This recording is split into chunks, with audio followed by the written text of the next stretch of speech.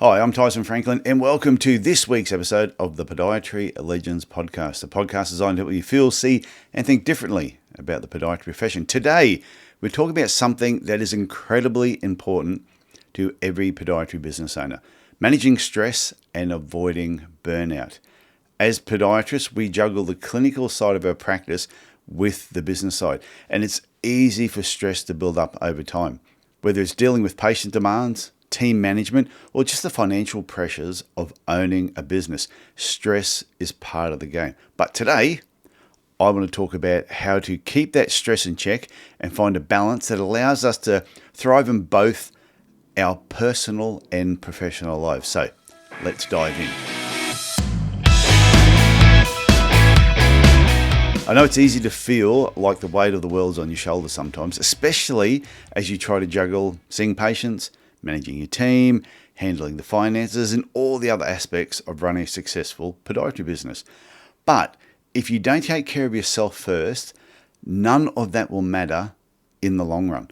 So today I'm going to share some insights and some strategies that I've learned over the years on how to manage stress, avoid burnout, and maintain your passion in podiatry.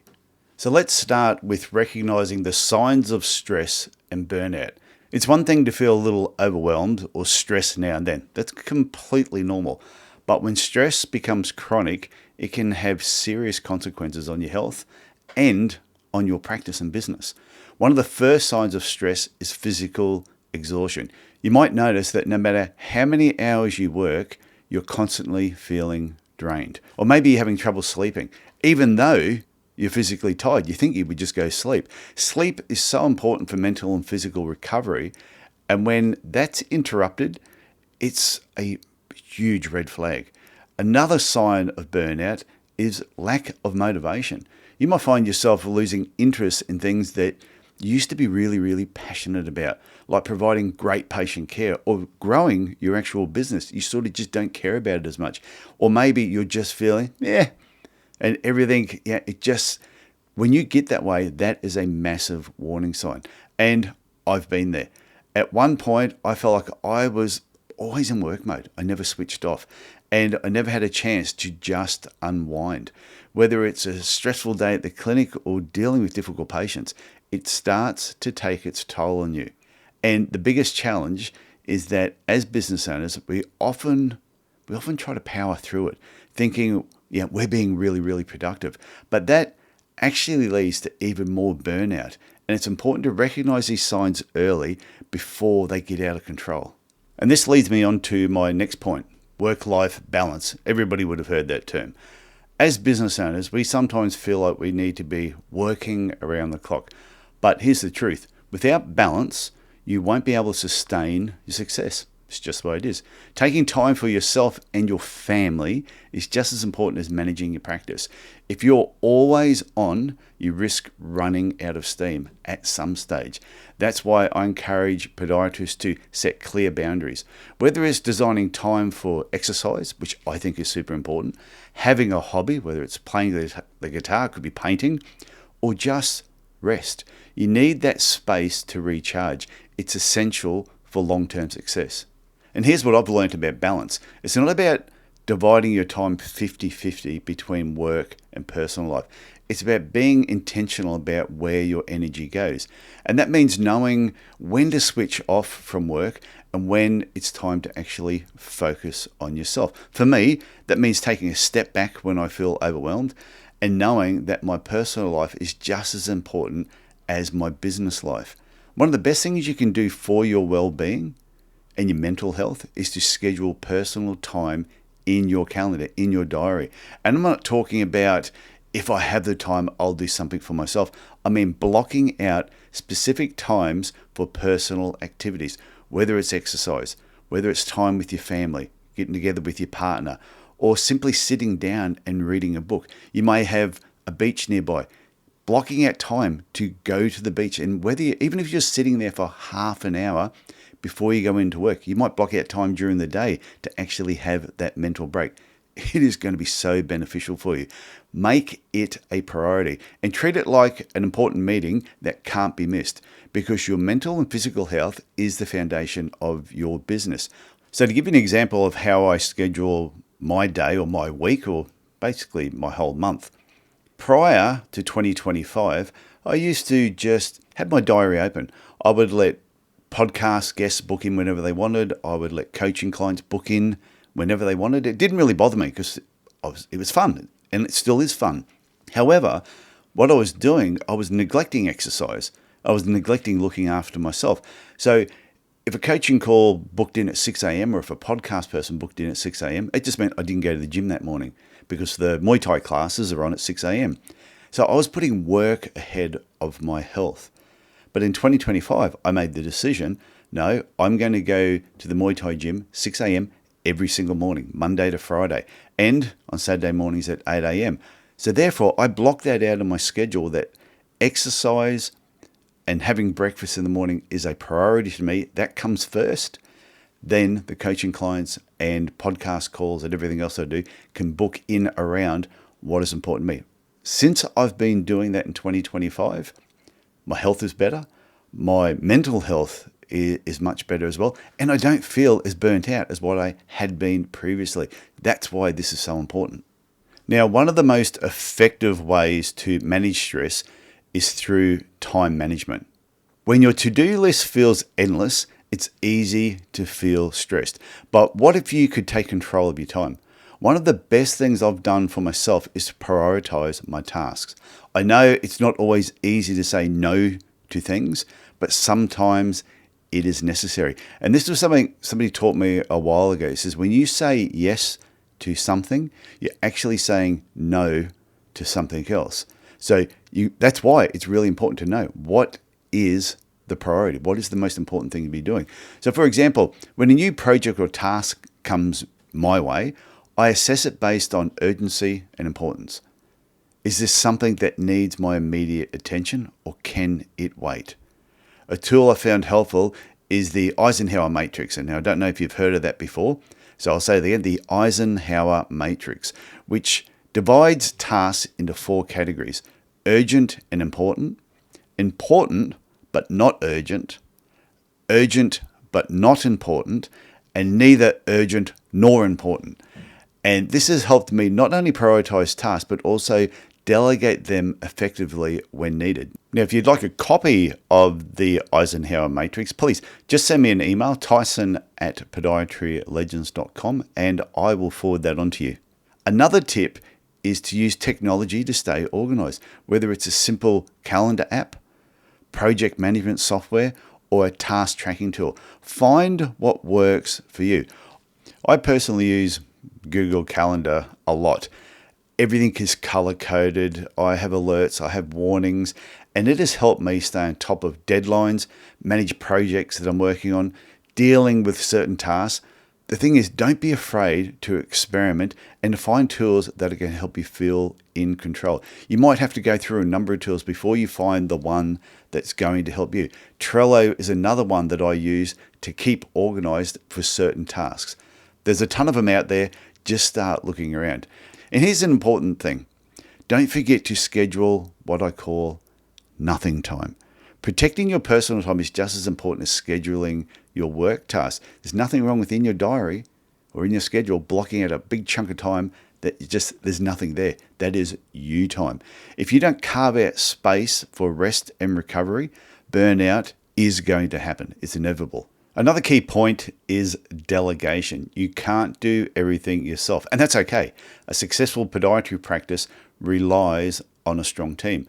When I started delegating more and trusting my team, trusting the people that worked with me day in and day out, I noticed a huge difference in my stress levels. Whether it's administrative tasks, patient follow-ups, or even marketing, your team can handle a lot. And when you go back to the Eisenhower matrix, if you have something that's urgent but it's not overly important, these are the tasks that you really should be delegating because they have to get done. It's important that they get done, but they don't necessarily need your particular skill set to get the task done. This is where you use your team. Delegating doesn't mean you're giving up control. It means you're trusting the right people to take on the task to free up you so you can focus on what matters more. You have a particular skill set. So your skill set as a podiatrist and as a podiatry business owner should be used in the right areas. The key to effective delegation is ensuring your team is trained and equipped to handle the work that you give them. Make sure they understand the big picture and how their roles contribute to the success of your practice. And don't fall into the trap if they make a few mistakes, go, oh, you know what? It's easier if I just do it myself. That is a surefire way to actually burn yourself out. And when you build a team that works well together, it not only reduces stress on you as the business owner, but it also fosters a positive work culture. It also reduces the stress on them. Your team members will feel more engaged, and your patients will notice the difference in the level of service that they actually receive. So focus on building a team that shares your values and empower them to take on more responsibility. Another thing that I think is worth mentioning to manage stress and avoid burnout is to be doing more of the type of work you want to do and less of the type of work you don't want to do. So if there's particular aspects of podiatry, certain types of treatments you really enjoy, then you should be making every effort in your business and in your marketing and the way you design your clinic to try and attract those type of patients. When someone comes to your website, it should scream, hey, this is what we want to see more of. And the patients that you really don't want to treat, that you get no joy from, that when you're seeing too many of them, does cause stress or does burn you out, then you need to try and avoid those patients. You do not want to be marketing to those people. And if you've got those type of patients coming into your clinic, it's usually a reflection on the type of marketing that you're doing. So it's really important to manage stress and avoid burnout is to see more of what you want to see, more of the type of patients that you like that bring joy into your life, because you'll probably find your team actually enjoys it when they're there as well, and reduce the patients or the type of treatment that you really don't want to be seeing. Another thing I'd like to point out too is to be aware that there are different types of stresses. So we have what we call normal stress, and that's just our everyday life. So if you've got kids, getting them out of bed in the morning, getting them ready for school, getting them to school, getting yourself to work, they're just day-to-day stresses. Coming home from work, getting dinner ready, that is just normal. That's what we class normal stress. The second type of stress is what we call training stress. This is when you're learning something new. You might be going to a workshop to learn something new, or it might be you've bought some new equipment and you're learning how it works. The interesting part with training stress, and the good news about training stress, is there's usually an end point. And when you get to that end point, there's usually a benefit from that training stress. But that can be a problem if you're constantly always in training stress mode. That's why I do see some podiatrists where it seems to be every second or third weekend they're at some other training event, and that is constantly putting themselves under training stress. So you need to have a break every now and then. The third type of stress too, to be aware of, is what they call excessive stress. And this is where chaos lives. This is where things can sometimes just get out of control. Now, what's important is as certain stresses are happening, to avoid burnout, you need to be able to identify and categorize which stress it is. Is it just normal day-to-day stress that it's just part of life? Is it a training stress that you're under, which is making you feel burnt out? Or is it excessive stress?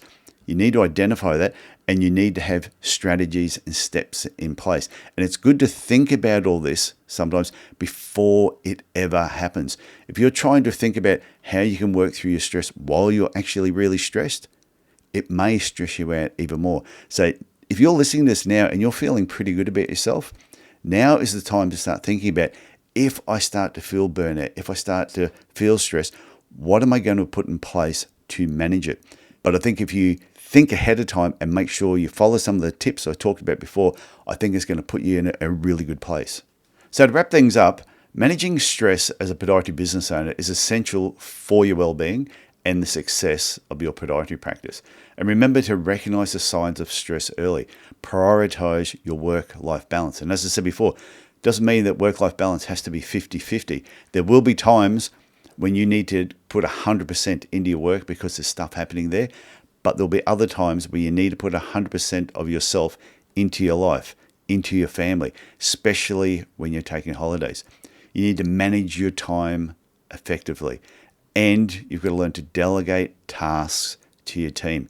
Get them to help you live a better life. It is so important. And I'll tell you right now, when you start delegating things to your team, they're going to ask for more because they will see how much happier you are when you're taking things off your plate. By doing these things, you can prevent burnout and keep your passion for podiatry alive. I do hope you've enjoyed this particular episode. And if you do need help managing your stress levels and avoiding burnout, please reach out to me. This is part of what I do when I'm working with coaching clients, is that we dig into different strategies at times. One, to help them grow their business, but also to keep stress at bay.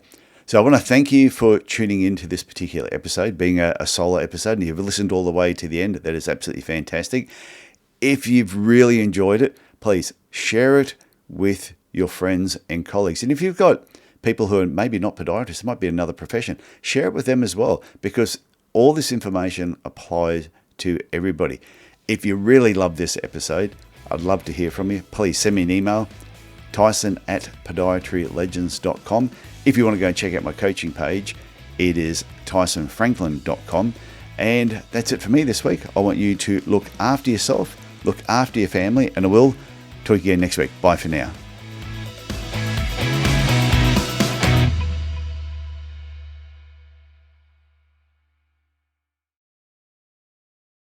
Now, because this was a solo episode and quite short, I thought I would throw in another Easter egg, a little bonus tip for those people who have stuck right to the end.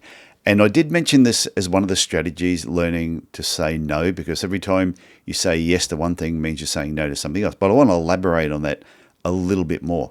I know as a business owner, it feels like you have to say yes to every opportunity that comes your way. But the reality is you can't do everything. And as I said before, every time you say yes, you are saying no to something else, whether it's time with your family, it could be your health, like not going to the gym, or just some other well-deserved rest that you needed. If you say yes to something else, you could be taking away from yourself. So get comfortable with saying no when necessary, and only saying yes to the things, and this is really important, only say yes to the things that align with your priorities and your goals. Trust me, by saying no to the wrong things, you'll have more energy and more time to say yes to the things that really matter. And this is the game changer. When it comes to managing stress and avoiding burnout, I encourage you to try it this week. Say no to a couple of things that normally drain your energy and see how much lighter you feel. I did this myself not too long ago when I was feeling quite overwhelmed. There was a period of time there, and you may or may not have noticed, but every third week I wasn't releasing an episode. It's because I had so much else going on that I was feeling under pressure. And then someone said to me, what would happen if you didn't release an episode this week? And I went, oh, no, I'm just so consistent of always wanting to do one each week. They said, but you're really busy at the moment, and you're looking like you're stressed. What's the worst thing that could happen if you didn't release an episode this week? And I went, well, I don't know. So I didn't release an episode. And lo and behold, the world didn't come crumbling down, and nobody complained about it. And nobody even sent me an email to say, hey, Tyson, where's this week's episode? Nobody complained.